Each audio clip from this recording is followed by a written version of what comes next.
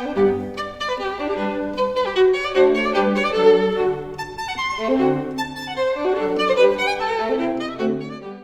everyone. I'm Michelle Schumann here with the Austin Chamber Music Center. We're super, super excited about our upcoming festival concerts.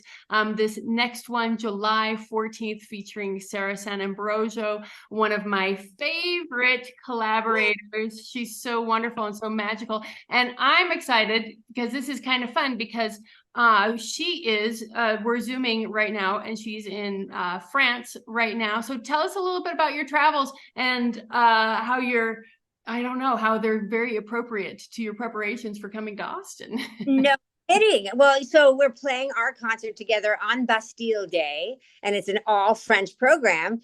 And right now, I'm speaking to you from just outside St. Paul de Vence, France, just around the corner from the Chapelle Matisse. Oh man, can you show us your view? Do you mind? Oh, not at all. So this is so out my window is oh my goodness. And in the distance you can see the Mediterranean, and that's Nice down there. And but this place is like crazy. It's like an old 14th century monastery that was turned into a hotel. So it's really beautiful, and I'm practicing this French program in France, and it is very inspiring, and it gives you a whole new perspective on the repertoire, Yeah, and I mean, all of the music was so inspired by the artwork, and like that whole like sort of clique of like artists and poets, and everything is kind of encapsulated into the music. Like, even though the music that we're doing is over a couple hundred years, it still like has that sort of idea of like the impressionism throughout it. Yeah, and each one is in many ways like the Debussy sonata is just a classic. It is probably like the most classic example of French Impressionist style. I mean, he uses so many different colors, which is so much fun for us. Yeah. Because you get to use everything that you've built up over a lifetime of performing and knowing your instrument, so that you can create all these amazing colors, it's so expressive, and he's so incredibly succinct.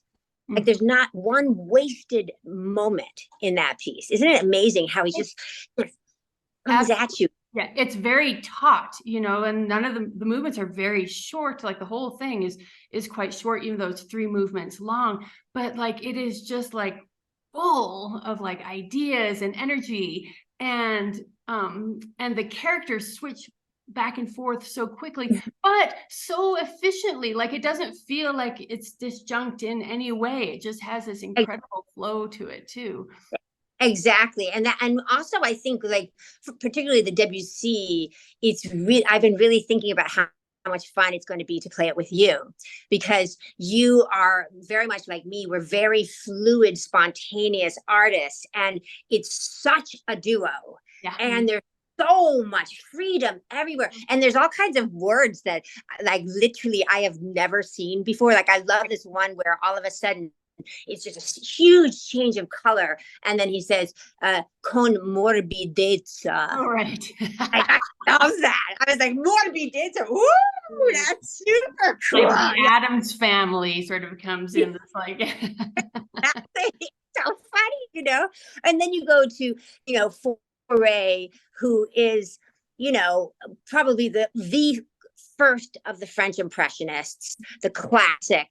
And those 2 pieces are so unbelievably après un rêve, after the dream, and then the elegy. They're just like, they're the epitome of that early French Impressionist style, at the beginnings of it. And so you can see, like, in the Fauré, where that then led to Ravel, and then to Debussy, and then we do the Ravel.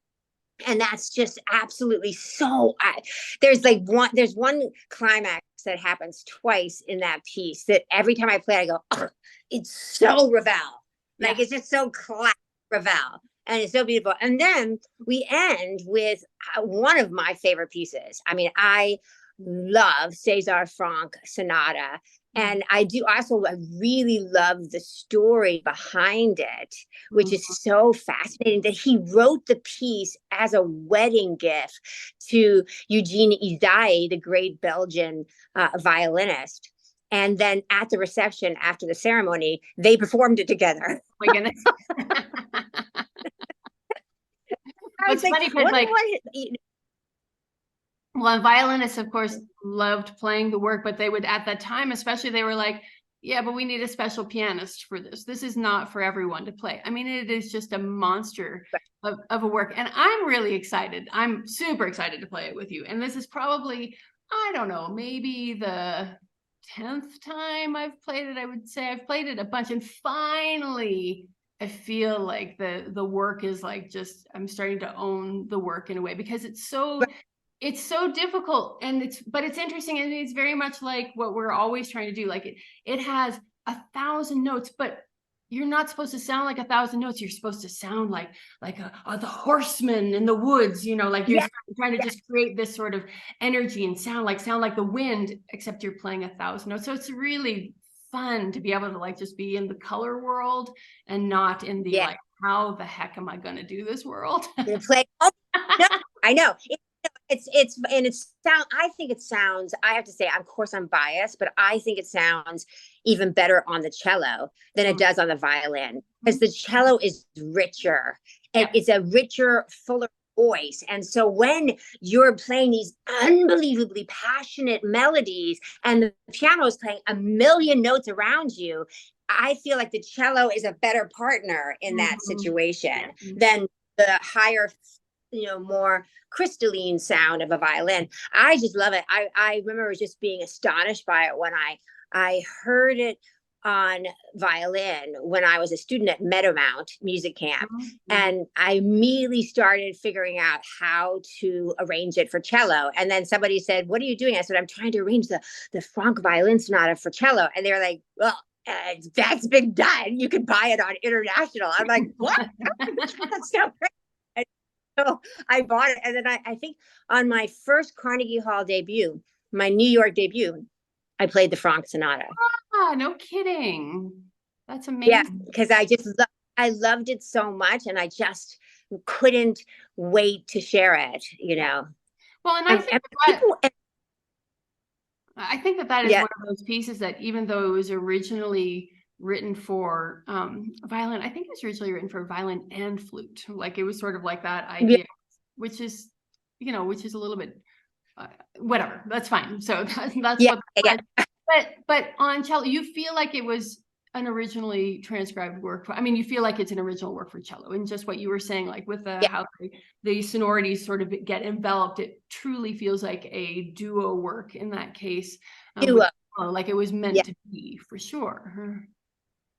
I know. I really feel that way. And I am a huge subscriber of that Igor Stravinsky quote: "Good artists borrow and great artists steal." And I mean, I'm just stealing left and right. I mean, because the Ravel that we're playing was originally written for violin as well. I mean, that's the thing that's so fun about being a cellist, is that our range is so huge that we can play violin pieces as well as cello pieces, as well as soprano songs, as well as bass songs. We can do all of that because our range is so massive, so it's really fun. I mean, I just feel like this program is such a kick butt program. It's just it just takes you to another world, and it has such a different color palette, which is so much fun. And I was saying that to my a friend of mine who's a cellist, and he said, "You must really love playing all this stuff, because you have so many colors in your vibrato. You use, unlike a lot of modern players now, I use all kinds of different types of vibratos to create different colors and characters. And then all of a sudden, when you're playing a French Impressionist program, they're demanding it." And I'm like, "Yes, it's here, and I have every color that you could possibly want, and I can't wait to use them all." Because it's just. And I feel the same way about French music on the piano, because it's all about the pedal and melding together sounds, and this like I like to play ooey and gooey. Like I just Yeah, like, and I like the sound. I like the piano to sound like that's my favorite sort of thing. Especially when playing with other people, because I'm trying to be part of this machine that is cello and piano, like that sort of sound. And so, and French music is the best place to have that sort of like these sounds that just sort of emerge out of nothing and meld into other things, and then melding that together with what you're going to do is just it's going to be thrilling. It's going to be a thrilling concert. yeah. It's gonna be so fun. And there's such, they have, I think the WC particularly, he, as we were saying, how like compact it is. It's like often you don't even realize how beautiful something is until you're in the middle and you're like, oh my gosh, how did, like, and I love that when you see like the audience go, oh, like it just takes your breath away how quickly he pulls in this new like emotion and color, and you're all of a sudden you're like swimming in this beautiful stream of all these different colors. And so I think that's just, as an audience member, it's going to be a really fun journey, this program. I want to say also about the Debussy. I mean, we always think about impressionistic music as like beautiful and enveloping and warm and like smushy and all that. But what I love about the Debussy too is that it's quirky and it's weird. Like the middle movement is so like Oh, funky and humorous, super. unexpected. Yeah. Yeah. And so I love Yeah. that And there's that in between it. yeah, exactly. And he puts in the word all the time in the second movie, ironique, Right. being ironic, Right. and like I love that direction as a cellist. I'm like, I love that because that really opens up so many different possibilities. How do you express irony in notes?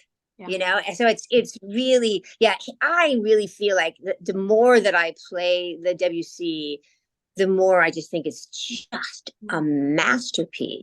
There Mm. is just not one superfluous moment or note.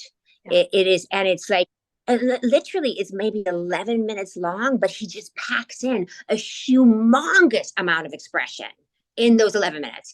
And it's also very, very declamatory at times, which also you don't really think of, you know, in French Impressionist music. You think of it as more like soft and mellifluous and color swirling, but he's very declamatory in Well, it, and it's a great way to yeah, open he the really, program, right? Like it's just like, here I am, here we are. yeah. Oh, yeah. It's almost like a bullfighter entering the ring, the way he starts that Yeah. the sonata. It's just fantastic. And in fact, just now I got chills all over my body thinking about Well, we can't wait so to have you. We can't wait to see you. I can't wait to see you. I can't wait to play with you. It's going to be a fantastic concert. This is July 14th. Come out to Austin Chamber Music Festival, celebrate Bastille Day with us with some fabulous, fabulous music with one of the great cellists of our time. We can't wait. thank you. I can't wait too. It's going to be a blast. Well, thanks for zooming with me, Michelle. Yes, very good. We'll see you soon.